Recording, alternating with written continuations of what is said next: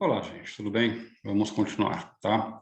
O tópico desse vídeo aqui, então, vai ser a avaliação do argumento. A gente agora já sabe o que é um argumento, do que ele é feito, já sabe o que são argumentos simples e complexos, já começou a mexer um pouco com argumentos, sabe reconhecer eles. O que falta para a gente? Saber como é que a gente avalia um argumento. Se a lógica é o estudo da validade das inferências, da validade dos argumentos, a gente tem que começar a tocar nesse assunto que é bom. Quais argumentos são bons, isto é, válidos, e quais argumentos são ruins, isto é, inválidos. Quais argumentos naqueles onde, quais são os argumentos onde a conclusão se segue da premissa e quais são os argumentos onde a conclusão não se segue da premissa. Então, esse vai ser o primeiro elemento, né, que está envolvido na avaliação de um argumento. Agora, o outro elemento que está envolvido na avaliação de um argumento é, como eu disse para vocês, a verdade das premissas, certo?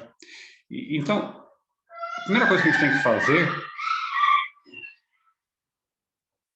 a primeira coisa que a gente tem que fazer, depois da cachorra parar de ganir, né, onde que eu estava? É aprender a distinção, aprender a diferença, né, entre o que é a solidez de um argumento e a sua validade, tá certo? A validade é uma propriedade de argumentos, tá? São argumentos que são válidos, tá? Tá errado dizer que uma proposição é válida, tá? Proposições são verdadeiras ou falsas. Argumentos são válidos ou inválidos. Informalmente, a gente entende, às vezes escapa na língua e a gente usa isso e chama um argumento de verdadeiro no sentido de dizer que é um bom argumento ou que a conclusão se segue das premissas. Está errado. Um argumento não pode jamais ser verdadeiro ou falso. O que é verdadeiro ou falso são proposições, aquilo que compõe os argumentos. Os argumentos em si, eles são válidos, tá certo? Dentro dos argumentos, a propriedade que tem a ver com a verdade das premissas é, por sua vez, a solidez, tá? Vamos entender um pouquinho melhor esses conceitos antes de prosseguir para a avaliação dos argumentos propriamente dita, tá? Vamos pegar a morte do Sócrates, vamos matar o Sócrates mais uma vez, tá? Se eu digo todos os homens são mortais, Sócrates é homem, logo Sócrates é mortal, vocês sabem, né, que isso aqui é um argumento válido composto de premissas verdadeiras, certo? Agora, vejam que eu disse que ele é um argumento válido, tá certo? O fato de ele ser composto de premissas verdadeiras ou não, não muda, não altera, não influencia, não tem relação com a sua validade, tá certo? Do mesmo modo, o fato das premissas de um argumento serem verdadeiras, eventualmente também a conclusão do argumento ser verdadeira, ou seja, o fato de, se eu pegar um argumento, todas as proposições que aparecem nele serem verdadeiras, não o torna válido, tá certo? Vamos lá. Todos os homens são mortais, Sócrates é homem, logo Sócrates é mortal. Argumento válido com premissas verdadeiras. Portanto, esse argumento tem duas propriedades. Ele é válido, ele é um bom argumento logicamente, e ele é sólido. Então, ele tem premissas que são verdadeiras. No mundo real, se eu quiser convencer alguém, então, de que o Sócrates é mortal, esse é o argumento perfeito para eu usar. Agora, vamos mexer um pouquinho com esse argumento, com sua forma e com suas premissas. Vamos fazer o seguinte, vamos pensar que a gente tem a mesma forma de argumento, tá? Eu não defino o que é forma, mas vocês vão entender com os exemplos aí, pegando o jeito da coisa. Imagine que eu diga, todos os gatos têm 5 patas. Jair Messias Bolsonaro é um gato. O animal, não o elogio à pessoa masculina, tá? Logo, Jair Messias Bolsonaro tem 5 patas, tá? Todas as proposições que aparecem nesse argumento, tanto como premissas ou conclusão, são falsas, tá? É falso que todos os gatos tenham 5 patas, é falso que o Jair Messias Bolsonaro seja o animal gato, e é falso, então, que o Jair Messias Bolsonaro tem 5 patas. Mas, se, e a palavra importante agora é se, ou considerando, então, se fossem verdadeiras, ou considerando como verdadeiras as premissas, a conclusão se segue necessariamente da das premissas, tá? Se é verdade que Jair Messias Bolsonaro é um gato, e se é verdade que todos os gatos também têm 5 patas, então também é necessariamente verdade que Jair Messias Bolsonaro tem 5 patas. É isso que interessa para a gente, essa forma, essa relação dentro do argumento que a gente chama de validade e que torna um argumento bom. Qualquer argumento que tiver essa forma, independentemente daquilo que a gente estiver dizendo, vai ser um bom argumento, tá certo? Um argumento que é, então, válido, um argumento onde a verdade das premissas garante a verdade das conclusões, né? Mesmo que elas não sejam verdadeiras. Se elas fossem verdadeiras, a conclusão também seria verdadeira. Considerando que elas são verdadeiras, então, também devemos considerar a conclusão como necessariamente verdadeira, tá? Isso é, então, a validade. E vejam como ela é diferente da verdade das premissas. Agora vamos mudar um pouco. Vamos fazer um argumento que tem todas as premissas verdadeiras e, mesmo assim, ele é inválido, tá? O camembert é um queijo francês, tá? Primeira premissa. Os queijos franceses são caros, tá certo? João come queijo francês, logo João é caro, tá? Não, o João é caro, tá? Vamos.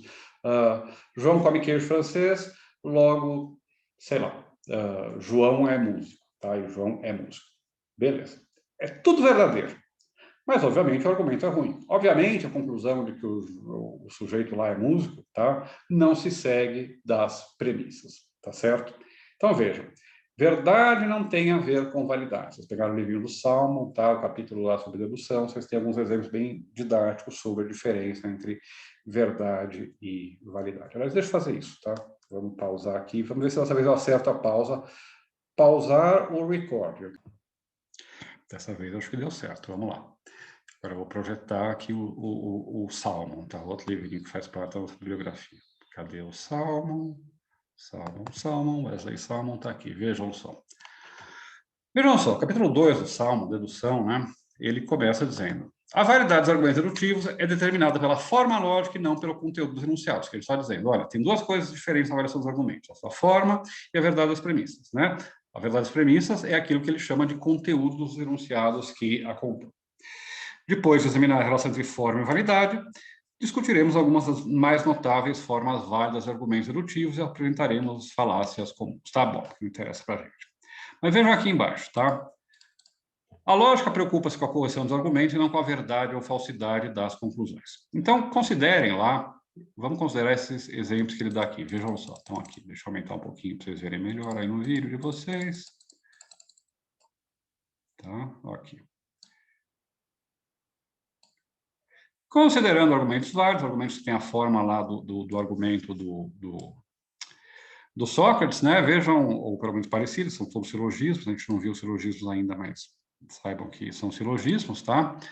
A gente pode ter casos em que as premissas são verdadeiras, a conclusão é verdadeira, algumas ou todas as premissas são falsas e a conclusão é verdadeira, e algumas ou todas as premissas são verdadeiras, são falsas e a conclusão também é falsa. Vejam que em todos esses casos, o argumento é sempre válido. Vejam os exemplos que ele vai dar para a gente. Todos os diamantes são duros, alguns diamantes são joias, logo algumas joias são duras, tá? São todos eles válidos, né? Todos os gatos têm asa, todos os pássaros são gatos, logo todos os pássaros têm asas, né? De premissas falsas, uma conclusão verdadeira, tá? E, finalmente, uma conclusão falsa de premissas falsas. Todos os gatos têm asas, todos os cães são gatos, todos os cães têm asas, tá? Mesmo exemplo lá do mesmo caso do argumento do Bolsonaro e das 5 patas do gato, tá? Bom, em cada caso, se as premissas fossem verdadeiras, as conclusões também seriam. E veja aqui o importante: é impossível, nos argumentos válidos, a conclusão de caráter dedutivo ter premissas verdadeiras e uma conclusão falsa. Tá? Isso aqui que eu estava, então, explicando para vocês, está lá explicadinho no Salmo. Depois vocês podem ver que ele continua a explicar, né, o que está envolvido na noção de validade. A gente não vai entrar tanto nisso aqui agora, mas saibam que... Opa, estou projetando ainda, né? Vamos baixar aqui, vamos voltar para o... Não, agora pausou. Como é que volta aqui? Espero que vocês estejam me vendo em tela inteira, tá? ou não? Stop share. Opa, voltei. Vamos lá. Então, o capítulo 2 do Note, né, ele é dedicado à avaliação de um argumento. E, basicamente, então, o que a gente vai fazer vai ser aprender a avaliar argumentos segundo dois critérios: a verdade das premissas, né, e a validade da conclusão. Mas antes disso, tá, como eu vou falar de falácias, eu não vou ler as partes em que ele fala da avaliação da verdade dos argumentos, a gente vai ver isso um pouquinho mais para frente.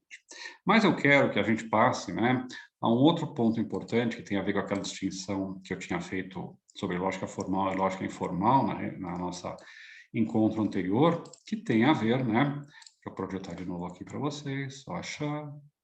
Cadê? Share. Vamos lá. Aqui, share screen. Ok, qual screen? Esse aqui. Pronto, estamos aqui shareando, compartilhando, né? Nosso página 45. Vamos achar a página 45 aqui, um pouquinho mais para frente. Opa, passei. Então,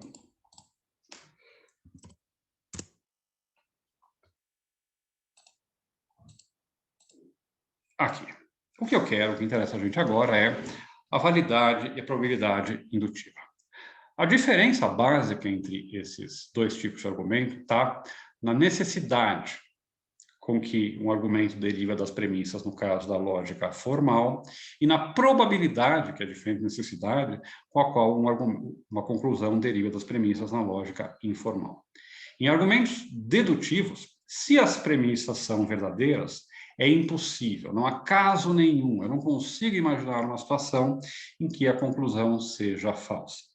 Em argumentos indutivos, se as premissas são verdadeiras, elas podem me indicar muito fortemente que é possível, é provável, né? Há muitas razões para crer na verdade da minha conclusão. E mesmo assim, não é logicamente necessário, não é impossível eu imaginar uma situação em que a conclusão seja falsa, mesmo que as premissas sejam verdadeiras, tá? Imaginem que eu diga, por exemplo, se chove, a rua fica molhada. Tá? Esse é o argumento dedutivo. E se é verdade que chove, e aí depois, perdão, deixa eu fazer o argumento direitinho. Se chove, a rua fica molhada. Primeira premissa. Segunda premissa, choveu. Deixa eu... Se eu soubesse editar o vídeo, eu apagava essa partezinha aqui e voltava aqui. Vamos lá. Quando chove, a rua fica molhada, né? A rua está molhada, logo choveu. Tá certo?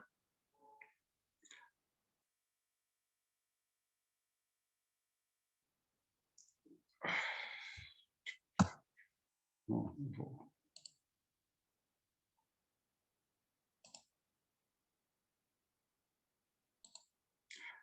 Deixa eu recomeçar do zero, gente. Eu comecei apresentando a falácia, eu quero apresentar para vocês primeiro o caso correto, para depois chegar na falácia, que na verdade é um argumento dedutivamente ok. Tá? Então, vamos lá. Imagine que eu diga, se chove, então a rua fica molhada. Tá? Primeira premissa. Segunda premissa, choveu, tá certo? Conclusão, a rua está molhada. Meu argumento é, se chove, ou quando chove, a rua fica molhada. Se chove, então a rua fica molhada. Choveu, logo a rua está molhada. Tá? Esse é um argumento válido e dedutivamente válido. Aliás, é uma das formas mais comuns e importantes, gerais de argumentação, de argumento válido, de forma de inferência, que é o chamado modus ponens. Tá? Depois a gente vai chegar nisso. Dizer que ele é dedutivamente válido, ou dizer que simplesmente que ele é dedutivo, né, e portanto se ele é válido, ele é dedutivamente válido, é dizer então que, se é verdade que quando chove a rua fica molhada, e se é verdade que choveu, é impossível, não há situação em que eu possa imaginar que a rua não tenha ficado molhada, tá? E não adianta vocês ficarem falando, mas então se chove e a chuva evapora, não chega na rua. Não, na minha premissa está estabelecido que é verdadeiro que se chove a rua fica molhada. Então, se choveu, também vai ser verdadeiro que a rua está molhada, tá certo? Agora, considere uma forma um pouquinho diferente desse argumento, que na verdade é uma falácia, que se chama afirmação do consequente, tá? Mas se eu não falasse que é uma falácia, muitos de vocês provavelmente aceitariam esse argumento. Eu digo, agora vamos tentar não me confundir de novo, né? Gravar muita aula em seguida dá isso, a gente fica cansado e às vezes derrapa. Vamos inverter, vamos lá. Se chove, a rua fica molhada. Minha premissa inicial. Minha segunda premissa não vai ser choveu, vai ser a rua está molhada. E minha conclusão vai ser choveu. Então, meu segundo argumento é, se chove, então a rua fica molhada. A rua está molhada, logo choveu. Esse argumento, ele é dedutivamente válido? Não, a gente vai ver, tá? Esse argumento é indutivamente forte ou bom, né? Ou ele tem uma boa força indutiva ou probabilidade indutiva? Sim, ele tem, porque, em geral, se a rua está molhada, é porque choveu. Mas não é necessário, não é logicamente impossível que, quando chova, a rua esteja molhada, perdão, porque choveu, tá certo? A rua pode estar molhada porque um cano estourou, porque um caminhão-pipa passou limpando a feira, porque um dinossauro ressuscitou e fez xixi e molhou toda a rua, e assim por diante. Tem muitas razões logicamente possíveis, muitas situações lógicas, imagináveis, nas quais as premissas são verdadeiras. É verdade que se chove, então, a rua fica molhada, e é verdade que a rua está molhada, e em que, mesmo assim, não choveu. Tá? É uma falácia lógica isso, que é chamada de afirmação do consequente, mas ela não é dedutivamente, então ela não é dedutivamente válida. Mas ela é indutivamente boa, né? Porque na maior parte dos casos, se é verdade que a rua fica molhada quando chove e a rua está molhada, isso significa que choveu, né? E não que um dinossauro ressuscitou e fez xixi ou que estourou um cano, né? Normalmente é mais provável que seja uma chuva que molhou a rua do que um cano que molhou a rua, tá certo? Então, esse argumento, que é uma falácia do ponto de vista informal, é um bom argumento do ponto de vista indutivo. Ele é um argumento válido indutivamente? Não, a gente não fala de indutivamente válido para argumentos indutivos. A gente vai dizer que argumentos indutivos têm um certo grau de força ou de garantia da sua conclusão. Ou, quando dá para quantificar, a gente pode falar até mesmo de probabilidade, né? E um exemplo que eu sempre dou para explicar isso, para mostrar isso para vocês, é o argumento da Lux Luxo, né, que ninguém mais lembra. Mas tinha uma propaganda muito famosa quando eu era jovem, né, que era 9 entre 10 estrelas de Hollywood usam Lux Luxo. Eles contratavam estrelas de Hollywood da época, né, Michelle Pfeiffer, Brooke Shields, né, para fazer essa propaganda. Hoje seria, não sei, a Megan Fox, né, a Angelina Jolie, enfim. Não estou muito por dentro, né? Mas enfim, vocês entenderam. A propaganda, então, era 9 entre 10 estrelas de Hollywood usam Lux Luxo, o sabonete. E aí aparecia a Michelle Pfeiffer. Então a gente podia fazer um argumento assim, olha, 9 entre 10 estrelas de Hollywood usam Lux Luxo. Michelle Pfeiffer é uma estrela de Hollywood e logo ela usa Lux Luxo. E isso pode ser válido para um monte de casos diferentes, né? 9 entre 10 estrelas de Hollywood usam Lux Luxo, Megan Fox é uma estrela de Hollywood, logo Megan Fox usa Lux Luxo, tá? Não tem mais nomes para dar para vocês, mas enfim, vocês entenderam, tá? Agora, qual é a força desse argumento? Imagine que eu quero apostar com um amigo se uma atriz de Hollywood usa Lux Luxo ou não. Se é verdade que 9 entre 10 atrizes de Hollywood usam Lux Luxo, tá? Provavelmente não seja. Isso significa, então, que a cada 10 vezes, em média, que eu apostar com meu amigo, eu vou ganhar 9 dessas vezes e vou perder uma vez. É uma boa probabilidade. A gente apostaria, né, na maior parte desses casos, que a moça usa, de fato, Lux Luxo, né? Mas ele não é logicamente necessário, dedutivamente necessário. É perfeitamente possível que a Megan Fox ou a Michelle Pfeiffer usem um sabonete que presta lá, caro, comprado em Paris, e não Lux Luxo, tá certo? Isso é um argumento que é indutivamente forte. Nesse caso, a gente pode até calcular a sua força ou a sua probabilidade indutiva, que é de 0,9, né? A gente vai medir a probabilidade indutiva de um argumento de 0 a 100, tá? Como se fosse uma escala, né? Onde 0 é aquele ou a 1, tá? Onde 0 é aquele onde jamais a conclusão vai seguir da premissa, né?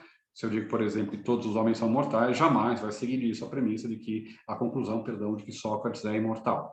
Até argumentos que têm 99,9999, uma sequência de 9, tá? Não é uma sequência infinita de 9 não, porque uma sequência de 9 no 0,999 é igual a 1, tá? Mas vocês entenderam. Uma coisa muito próxima de 1 ou de 100, mas que não chega lá, tá? Se eu digo 9 entre 10 estrelas de Hollywood, usam Lux Luxo, tem minha força é 0,9, né? Ou 90. Eu estou lá no final da minha escala. Se eu digo 99 entre 100 atrizes de Hollywood usam Lux Luxo, eu estou lá no final, 99. Normalmente é muito fortemente indutivo, mas não é dedutivamente válido, não é necessário que a conclusão seja verdadeira, tá? A diferença básica, então, entre indutivo e dedutivo está nessa necessidade ou não da conclusão a partir das premissas. Vocês vão encontrar definições de argumentos dedutivos são aqueles que vão do universal para o particular, ou do geral para o singular. Argumentos indutivos são aqueles que vão do singular para o geral, né? Eu vi muitos cisnes, todos eles são brancos, logo todos os cisnes são brancos, né? Ou Sócrates era filósofo, Platão era filósofo, Diógenes era filósofo, logo todos os gregos eram filósofos, tá? São argumentos que vão do particular, digamos assim, para o geral. Mas esqueçam isso, tá? Isso aqui não se aplica mais, a gente não usa mais essa definição. A definição é importante para vocês guardarem aqui. Argumentos indutivos, inclui mesmo de premissas verdadeiras, não tornam necessariamente verdadeira a conclusão, embora tornem mais ou menos provável. Argumentos dedutivos, se as premissas são verdadeiras, implicam necessariamente a verdade da conclusão, ou é impossível conceber que a conclusão seja falsa, ou ainda é impossível afirmar o contrário da conclusão, tá certo? Essa é a diferença básica entre argumentos dedutivos e indutivos.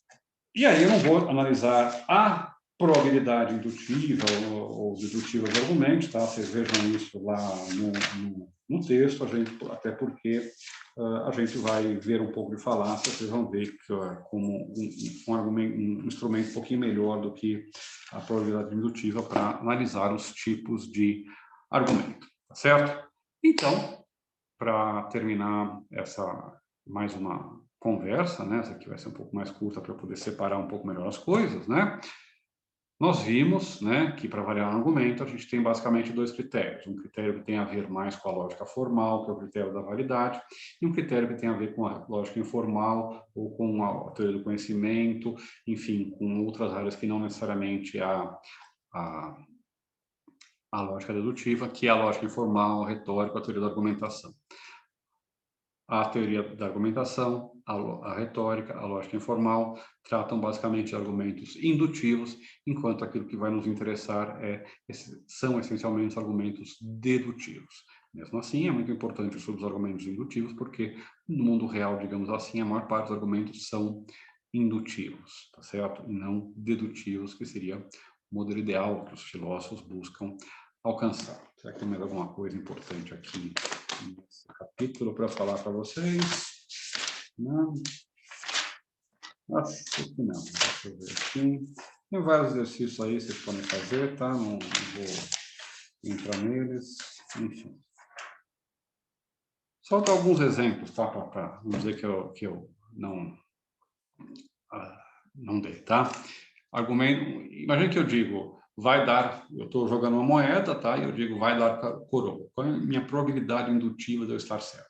Se a moeda não estiver viciada, né? Se não cair mais de um lado que para outro, vai ser 50%. Se eu disser, 1/3 dos fumantes desenvolvem algum problema de saúde relacionado ao fumo, né? E disser, João é fumante, logo João vai desenvolver um problema de saúde relacionado ao fumo, a minha probabilidade indutiva é baixa, porque ela é de 1/3.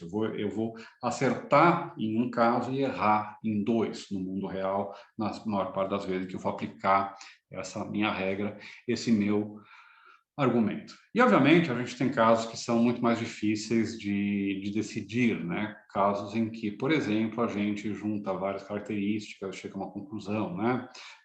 Ou quando a gente está dizendo, então o sujeito é assim ou assado. Mas, enfim, é isso, tá? Vamos ficar por aqui. Até daqui a pouco. com mais uma conversa com vocês. Tchau, tchau, gente. Stop.